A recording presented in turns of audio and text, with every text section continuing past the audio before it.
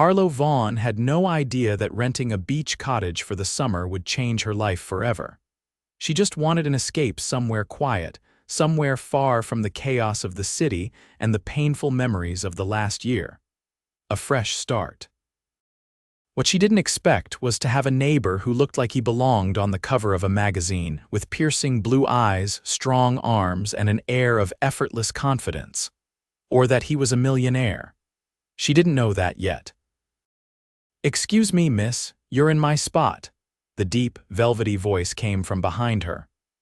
Harlow turned from where she sat on the porch of her rented cottage, a cup of coffee in her hands, the salty ocean breeze playing with her loose curls. A man stood in front of the neighboring house, arms crossed over his broad chest, his expression unreadable. "I what?" she asked, confused. He gestured toward the driveway. "You parked in my spot." Harlow blinked, glancing at her little rusted sedan sitting at the edge of the gravel driveway. "Oh, I didn't realize. It's fine," he said before she could finish. "Just move it when you get the chance." His tone wasn't rude exactly, just direct. "Of course," she said quickly, standing up. "I'll do it now." She hurried to her car, feeling his gaze on her as she slid into the driver's seat. Her heart pounded a little from the unexpected confrontation. She had been hoping for a peaceful summer, not one where she'd have to deal with an irritated neighbor.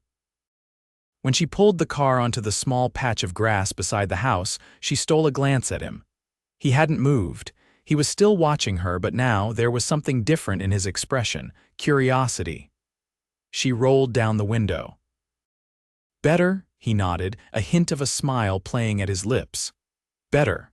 Then, without another word, he turned and walked toward his house, disappearing inside.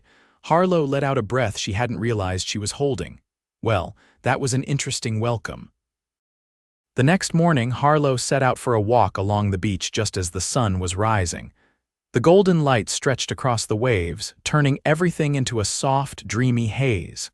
She breathed in the salty air, letting it soothe her. She had needed this. Time alone. Time to heal. But apparently solitude wasn't in the cards, because a few minutes later she spotted him again. The neighbor. He was jogging along the shoreline, his dark hair damp with sweat, his strong, lean frame moving effortlessly over the sand. She tried not to stare, but there was something magnetic about him. He noticed her slowing his pace. "You're up early." "So are you," she countered. He gave a small shrug, wiping his brow with the back of his hand. "Habit." She hesitated, then extended a hand. "Harlow." A beat passed before he took it. His grip was firm, warm. "Vince." "Nice to meet you, Vince," she said, trying to ignore the way her pulse jumped slightly at the way he looked at her. "You here for the summer?" he asked, releasing her hand. She nodded. "Yeah. Just needed a change of scenery." He studied her for a moment, as if trying to figure her out. Then, to her surprise, he said, "Me too." And then, just like that, he jogged away, leaving her standing there, completely intrigued. Over the next week, Harlow saw Vince more than she expected. Sometimes, it was casual passing each other on the beach, exchanging brief greetings. Other times, it was unavoidable, like when he showed up at the tiny market in town at the exact same time she did, both reaching for the last carton of strawberries. "You take it," he said, nodding toward the container in her hands. She raised an eyebrow. "You sure? I saw you eyeing these." He smirked. No, not a smirk, more like a slow, amused smile. "I can live without strawberries." She wasn't sure why that made her stomach flip, but it did. And then there were the nights. Late in the evenings, after the sun had set and the air had cooled, Harlow would sit on her porch with a book.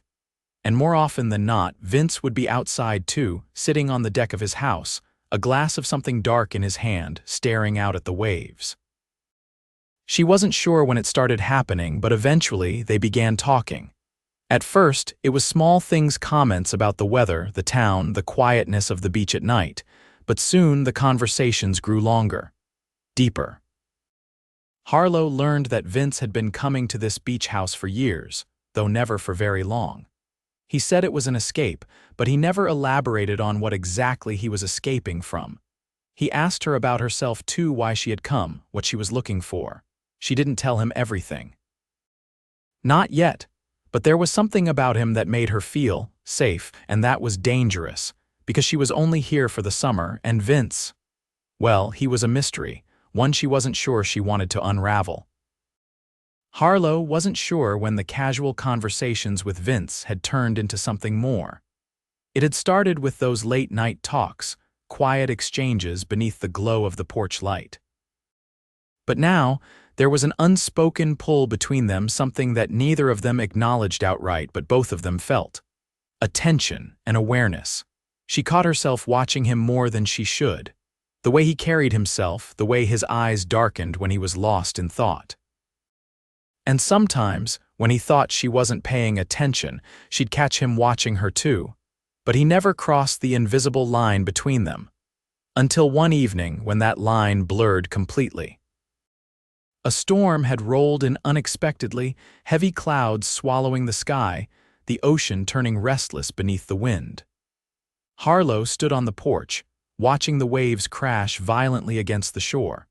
The air smelled of rain, thick with the kind of electricity that made the hair on her arms stand on end. She heard his footsteps before she saw him.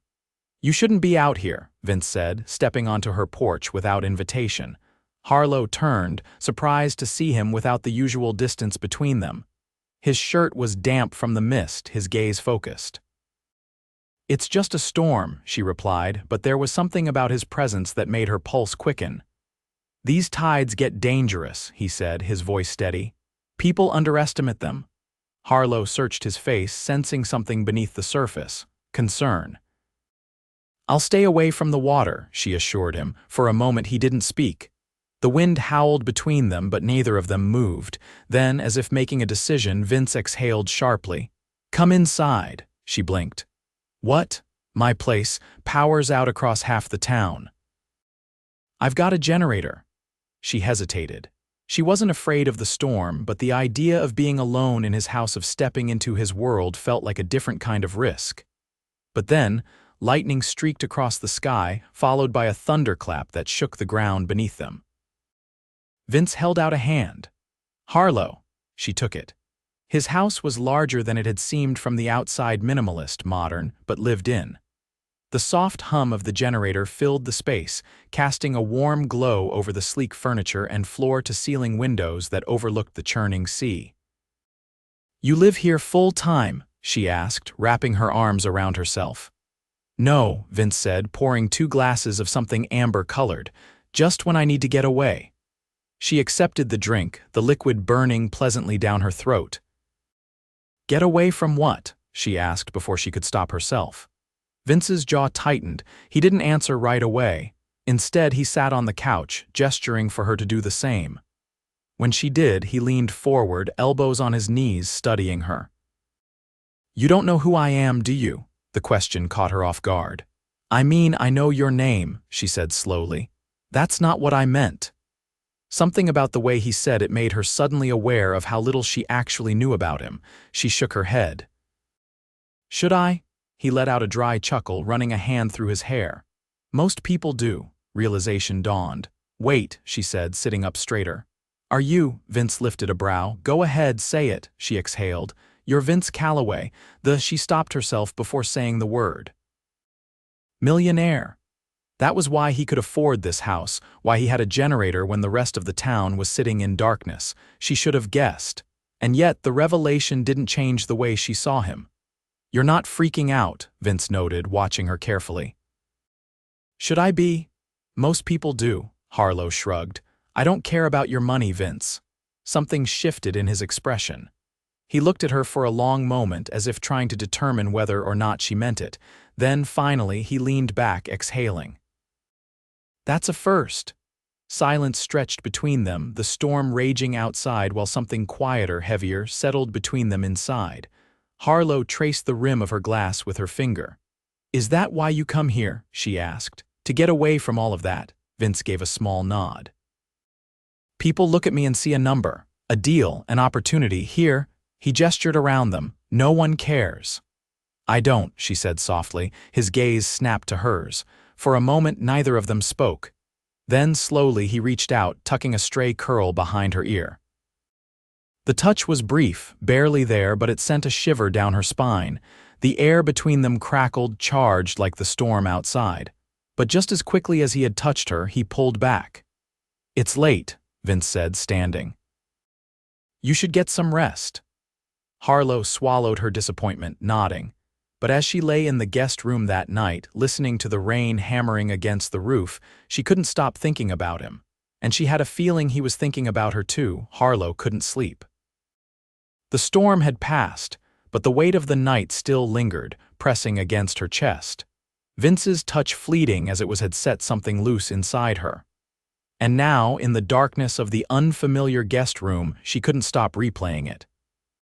How his fingers had brushed her skin, how his voice had softened when he admitted why he came here.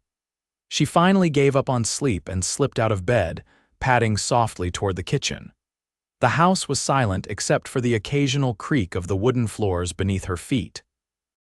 She poured herself a glass of water, the coolness grounding her, reminding her that she was supposed to be here for herself, not to get tangled up in a man she barely knew. But then, Vince appeared in the doorway. His hair was tousled like he'd been running his hands through it. He wasn't wearing a shirt, just loose drawstring pants, his toned chest catching the dim light from the kitchen. He didn't look surprised to see her awake. "Couldn't sleep?" he asked. She shook her head, gripping the glass a little tighter. "You?" His expression was unreadable as he leaned against the counter, inches away from her. "No." The silence between them was thick, charged. Harlow could feel the shift happening the moment where they either stepped forward or walked away from whatever this was turning into. "You left something out earlier," she finally said. Vince's brows lifted slightly. "Did I?" "You said people only see a number when they look at you." She studied him, the way his jaw tensed. "But that's not the only reason you're here, is it?" Something flickered in his gaze. A shadow of something deeper. "No," he admitted. She waited, giving him space to continue, and after a long pause, he did. "My father built the company from nothing. He was ruthless, obsessed with winning. He expected the same from me." His fingers drummed against the counter, his voice measured but laced with something raw underneath. "I spent years trying to prove I could be just as relentless, and I was, until I wasn't." Harlow's breath caught. "What happened?" Vince exhaled, his gaze flicking to hers. "I walked away." She hadn't expected that. "You left." "I stepped back," he corrected. "Let my brother take over. I still own everything, but I stopped running it myself." She could hear the weight in his words, the unspoken battle behind them. "Do you regret it?" she asked softly. His jaw tightened. "Some days." Harlow didn't know what to say to that. She wasn't sure if he even wanted reassurance. So instead, she reached out, brushing her fingertips against his wrist. It was barely anything, a whisper of contact, but his entire body tensed at the touch. For a moment, neither of them moved. Then, slowly, Vince's hand turned, his fingers wrapping around hers. He didn't pull away. "Harlow," he murmured. It wasn't a question. It wasn't even a warning. It was something else entirely, something that sent heat curling low in her stomach. He was waiting. Waiting for her to decide if she wanted to step over the edge they'd been dancing on since the moment they met. She inhaled sharply, her pulse pounding. But before she could say anything, a loud knock shattered the moment. Vince dropped her hand instantly, his entire posture shifting as he turned toward the front door. His expression darkened, irritation flashing across his face. "Stay here," he said, his voice clipped. Harlow frowned, but he was already moving, disappearing into the hallway. She hesitated for only a second before following quietly, stopping just before the foyer. The door swung open, revealing a man in a sleek suit, his expression all business. "Vince," the man said, stepping inside without waiting for an invitation. "You've been ignoring my calls." Vince's entire body went rigid. "I told you I'm not interested," he said, his tone sharper than she'd ever heard it. The man scoffed. "You don't get to ignore this. Your brother is making decisions that could put everything at risk. You think hiding out here changes that?" Harlow's stomach twisted. This wasn't just about stepping back from his company. Something bigger was happening. Vince exhaled, pinching the bridge of his nose. I'm not discussing this now. You don't have a choice, the man countered, unless you want everything your father built to fall apart. Harlow saw it then, the flicker of something close to pain in Vince's eyes, but before she could process it, the man's gaze shifted, landing on her. His brows lifted slightly. And who's this? Vince's jaw clenched. None of your business. The man's lips curled into something that wasn't quite a smile. Interesting. Harlow's pulse pounded as Vince stepped forward, effectively blocking her from view. We're done here, Vince said, his tone leaving no room for argument. The man studied him for a moment before finally turning toward the door. Think about what I said, he tossed over his shoulder before disappearing into the night. The second the door shut, Vince let out a slow breath, his shoulders still tense. Harlow stepped forward cautiously. Vince. He turned to her, something unreadable in his expression. I'll take you back to your place, he said, his voice quieter now. She hesitated, wanting to press him to ask what was really going on. But something in his posture told her he wasn't ready to talk. So she nodded, even though everything inside her screamed that whatever had just happened had changed everything. And Vince Calloway wasn't just a man escaping his past. He was a man still fighting it. The tension in Vince's jaw hadn't eased since they left his house. He drove in silence, his grip firm on the steering wheel, his thoughts clearly elsewhere. Harlow sat beside him, her mind racing just as fast. She wanted to ask, wanted to demand what was really going on, but something about Vince tonight was different, closed off, guarded. When they reached her cottage, he put the car in park but didn't move. Are you going to tell me what that was about? Harlow finally asked, her voice softer than she intended. Vince exhaled, resting his hands on the wheel. It's complicated. That's not an answer.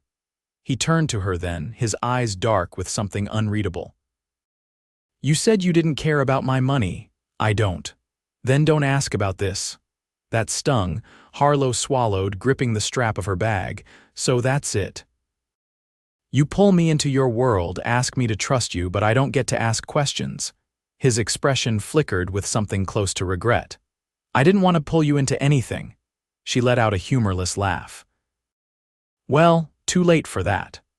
Vince's gaze dropped to the space between them, his fingers flexing against the wheel like he was fighting something back. This isn't about you and me, he said after a moment. This is about a business my father built. A business I walked away from, but apparently not far enough. Then why does it feel like it is about us? Silence stretched between them, thick with unspoken words. Harlow shook her head, reaching for the door handle. Thanks for the ride, Vince. She stepped out without another word, not waiting to see if he'd call her back. He didn't. The next few days passed in a blur of restless thoughts and unanswered questions. Harlow threw herself into long walks along the shore, into reading books she couldn't concentrate on, into trying to pretend like she wasn't waiting for Vince to show up. But he didn't. Not on the beach, not at the market, not on his porch at night.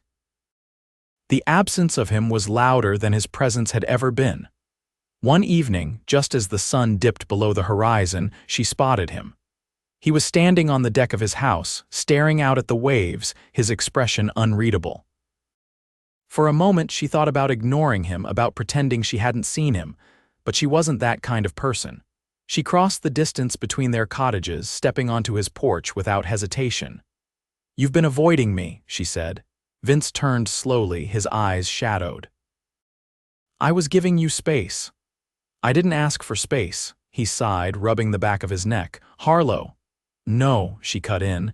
You don't get to do that. You don't get to decide what's best for me and then disappear.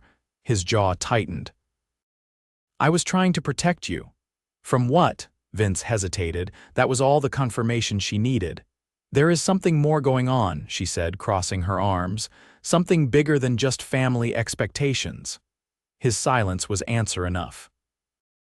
She stepped closer, forcing him to look at her. I don't care about your money, I don't care about your company, but I care about you.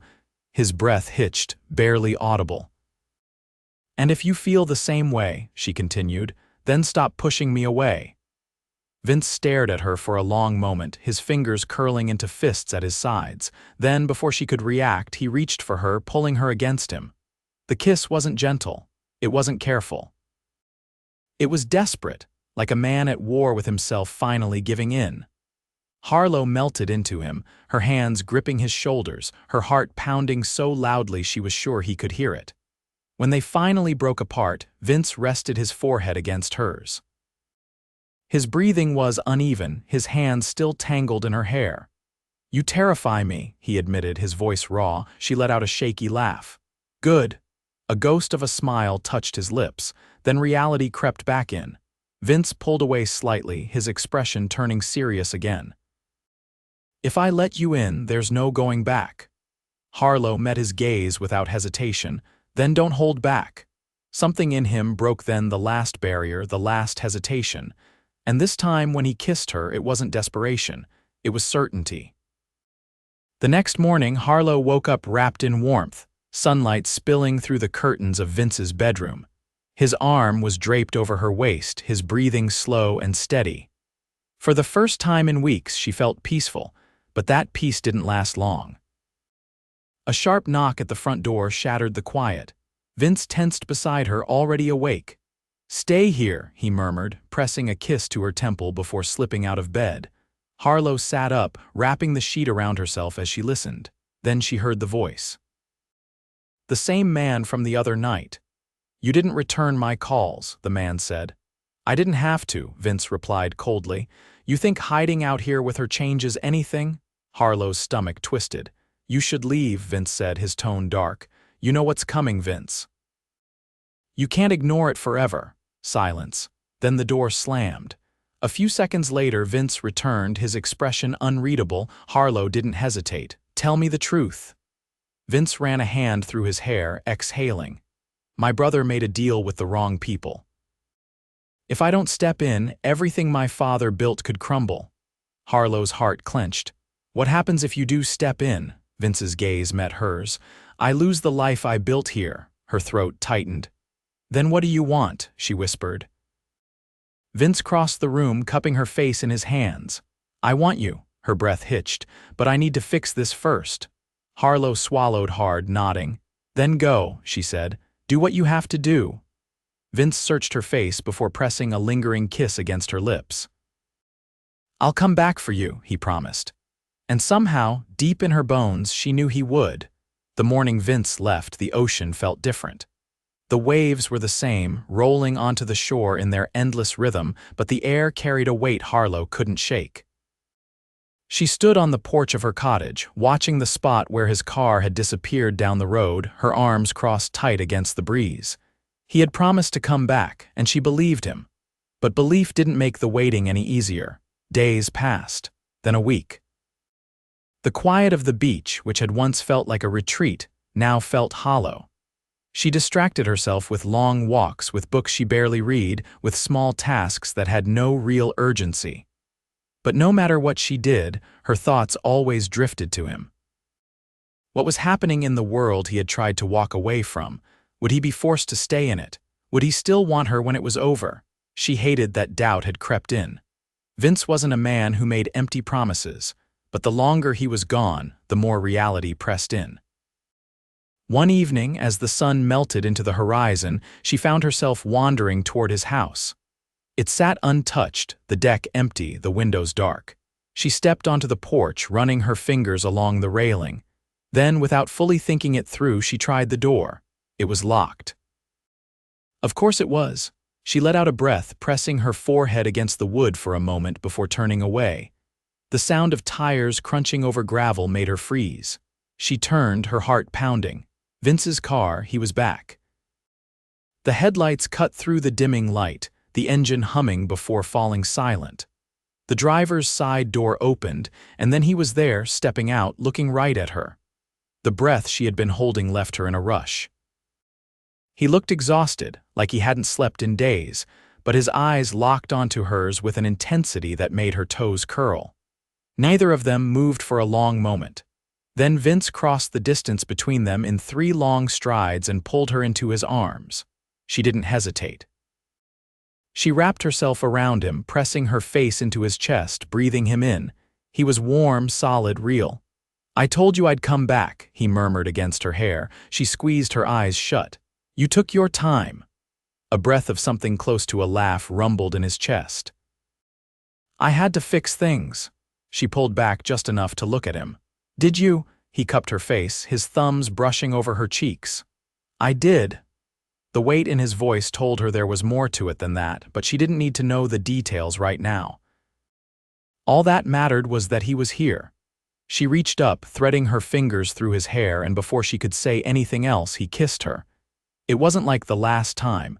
There was no desperation, no uncertainty. This was something else entirely. This was a promise. When they finally pulled apart, Vince rested his forehead against hers. "I'm done running," he said. "I'm done with the company. My brother can have it. I don't want that life anymore." Harlow searched his face. "What do you want?" His fingers tightened on her waist. "You." Her breath hitched. "I want to be here," he continued, "with you if you'll have me."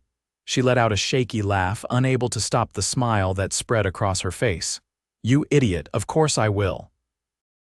Vince exhaled, like he had been holding on to something tight, something he had finally let go of. Then, without another word, he kissed her again, and this time, there was no holding back.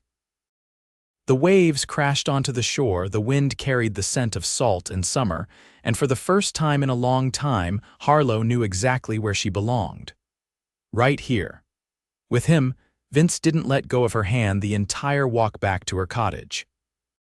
The night was still, the ocean a quiet hum in the background, but the air between them pulsed with something electric.